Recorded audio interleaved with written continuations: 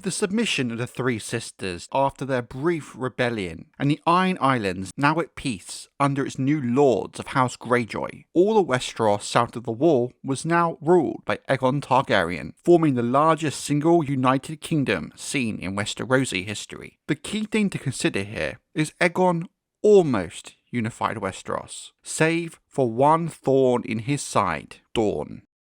So after a brief period of consolidation, it was to Dorne House Targaryen next turned. Aegon first attempted to win the Dornishmen with words, dispatching delegations of High Lords, Maesters and Septons to Sunspear to treat with Princess Meria Martell, known as the Yellow Toad of Dorne, the old and blind ruler and head of House Martell. When first approached by Rhaenys Targaryen during the Conquest itself, the princess steadfastly refused Rhaenys' threat of fire and blood, but it was hoped by Aegon she could be persuaded of the advantages of joining his united Westeros. The negotiations continued for the better part of a year, but achieved nothing. Some do question if Meria ever truly considered these negotiations, or if she was just buying time till the inevitable outbreak of war.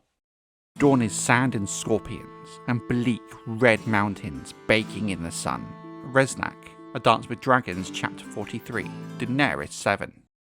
It's hard to say when the First Dornish War truly started, but we generally fix the point in 4 AC, when Rhaenys Targaryen returned to Dorne once more. She kept her promise to Meria Martell from the years prior, that this time she would come with fire and blood. Riding her dragon Meraxes, the Queen descended out of the clear blue skies and set the Planky Town ablaze, the fires leaping from boat to boat until the whole mouth of the Greenblood River was choked with burning flotsam, and the pillars of smoke could be seen as far away as Sunspear. The denizens of the floating town took to the river for refuge from the flames. Fewer than 100 actually died in the attack, and most of those in fact from drowning rather than the dragon flame. But first blood had been shed, which is much more than could be said than the invasion attempt during the Conquest. Elsewhere, whilst Rhaenys brought fire and blood, Orys Baratheon, half-brother of the Conqueror and Hand of the King, led 1,000 knights up the Boneway, whilst Aegon himself marched through the Prince's Pass, at the head of a huge army 30,000 strong, led by near 2,000 mounted knights and 300 lords and their bannermen. Lord Harlan Tyrell, the Warden of the South, was heard to say that they had more than enough power to smash any Dornish army that tried to stand before them, even without Aegon and Balerion. Dornishmen and Highgardeners had never had great love for one another. Over the centuries, they had fought border wars beyond count and raided back and forth across the mountains and marches, even when at peace. The thoughts of Tyrion Lannister, A Storm of Swords, Chapter 19. In theory, the assumption of the lack of need of Aegon and Balerion would be true, but the issue was never proved, as once again the Dornishmen never offered battle. Instead, they withdrew before Aegon's host, burning their crops in the fields and poisoning every water source they came across. They found the Dornish watchtowers in the Red Mountains slighted and abandoned, with even some burnt down, so Aegon could not use them to his own advantage. In the high passes, Aegon's vanguard found its way barred by a wall of sheep carcasses, shorn of all wool, too rotten to eat.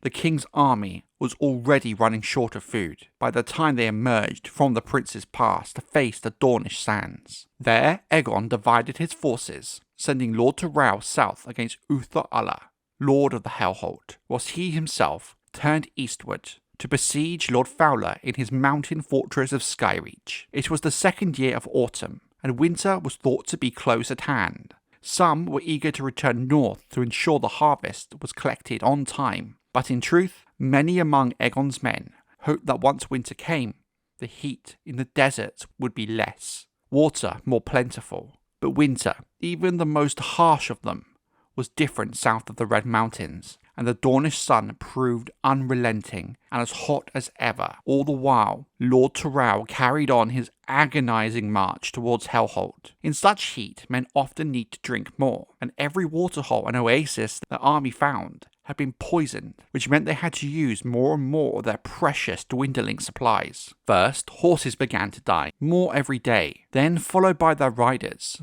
The proud knights discarded their banners, their shields, their very armour. Lord Tyrell lost a quarter of his men and almost every horse to the Dornish sands, and when at last they did reach Hellholt, he found it abandoned, with not a soul in sight. Dornishmen fight best at home, so I say let us hone our spears and wait. When the Lannisters and Tyrells come down on us, we shall bleed them in the passes and bury them beneath the blowing sands, as we have 100 times before. Tyene Sand to Doran Martell, A Feast of Crows Chapter 2, the Captain of the Guard.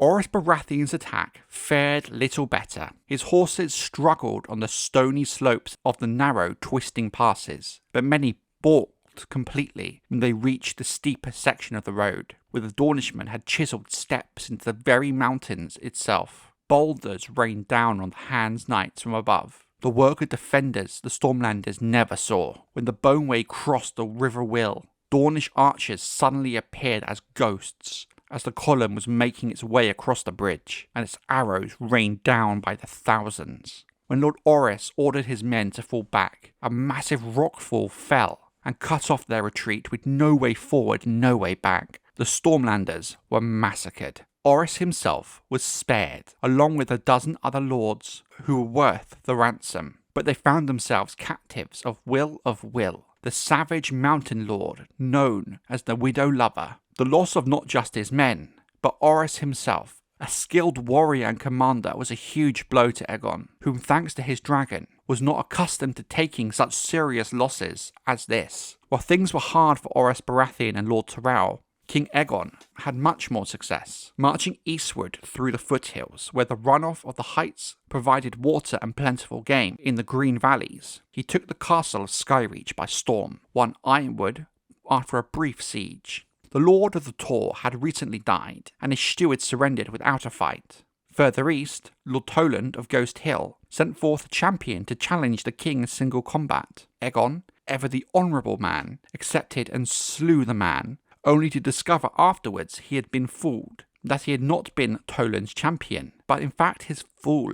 Lord Toland himself was gone, using the idea of the duel to buy time for his escape.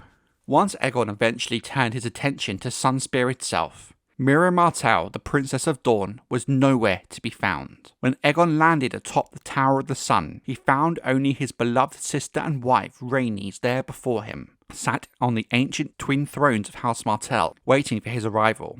After burning the Planky Town, she had taken Lemonwood, Spotswood, and Stinkwater, accepting obedience from old women and children, but nowhere finding an actual enemy to fight. Even the huge shadow city outside the walls of Sunspear was half deserted, and none of those who remained would admit to any knowledge of the whereabouts of the Dornish lords, and Princess Meria, the Yellow Toad of Dorne, had melted into its very sands. Queen Rhaenys is reported to have told King Aegon, just as before, during the Conquest itself, "You cannot fight a foe who will not meet you in battle." Aegon's answer to this lack of a fight was a declaration of victory, even though now, when we look back, we can see it was no true victory. In the Great Hall at Sunspear, he gathered together what dignitaries remained and told them that Dorne was now a part of his realm, and that henceforth they would be his loyal subjects, that their former lords were rebels and outlaws. Rewards were offered for their heads, particularly that of the Yellow Toad, Princess Meria. Lord John Rosby was named Castellan of Sunspear and Warden of the Sands, to rule Dorne in the king's name. Stewards and castellans were named for all of the other lands and castles the Conqueror had taken. In theory at least, the First Dornish War and the conquest of Dorne itself